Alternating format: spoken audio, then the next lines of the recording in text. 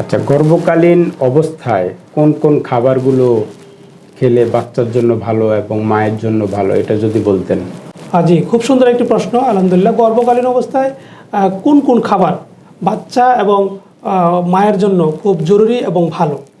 দেখেন, আমরা গর্ভকালীন অনেকগুলো স্টেজে ভাগ করি। প্রথম 3 মাস, 3 মাসের পর থেকে 6 মাস পর্যন্ত আরেকটা স্টেজ, 6 মাস থেকে 9 মাস মানে শেষ টাইমটা। তো প্রথম 3 মাস যাদের অবস্থানটা আসে, অনেক বমি হয়, শরীর উইকনেস লাগে, ঘুম ঘুম ভাব লাগে, তো এরকম মুহূর্তে খেতে পারে না অনেকেই।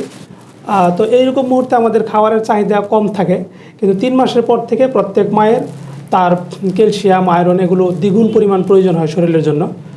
আর ওই সময় যদি সে এইগুলো সেবন না করে, তাহলে বাচ্চা এবং মা দুজনেই কেউ হিমোগ্লোবিনের ঘাটতি থাকে, আপনার আয়রন ডিফিসিয়েন্সি, ক্যালসিয়াম ডিফিসিয়েন্সি দেখা দেয়, বিশেষ করে আয়রন এবং ক্যালসিয়াম। তো এখানে সবচেয়ে বড় যে জিনিসগুলো আসছে, আমাদের কিছু কিছু খাবার আমরা নিষেধ করে থাকি। তার মাঝখানে আছে যে পেঁপে, আনারস, সামুদ্রিক মাছ, চা, কফি, হ্যাঁ। তো এই খাবারগুলো নিষেধ থাকে প্রথম দিক দিয়ে, এবং 4 মাসের পর থেকে, বিশেষ করে 3 মাস যখন তার চলে যায়, তখন আমরা কিছু খাবার সাজেস্ট করি তাকে। কারণ হলো, আমরা জানি যে এই মুহূর্তে তার আয়রন এবং ক্যালসিয়াম এগুলো অতিরিক্ত প্রয়োজন হয় শরীরের জন্য।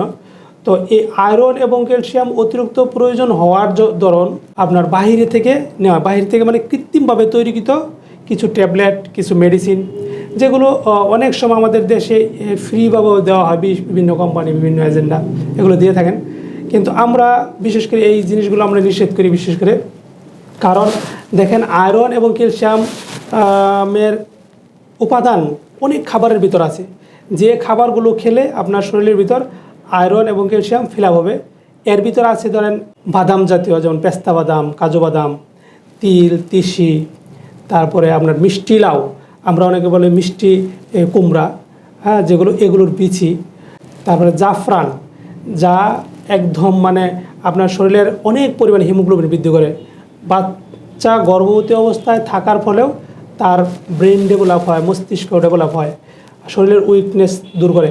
এই খাবারগুলো আমরা সাধারণত নর্মালি 4 মাস থেকে দিয়ে থাকি। আর এক্সট্রা সে যেভাবে সারা জীবন খেয়ে আসছে, ওগুলো খাবার খেলেই চলে। তার মাঝখানেও একটু পুষ্টিকর খাবার তার ইচ্ছা মতো খাবে। কিন্তু আমরা যেগুলো বললাম, এগুলো তাকে খেতেই হবে। কিসের জন্য? আয়রন এবং ক্যালসিয়ামের ওই দ্বিগুণ লাগে, যে এই দ্বিগুণটা ফিল আপ করার জন্যে।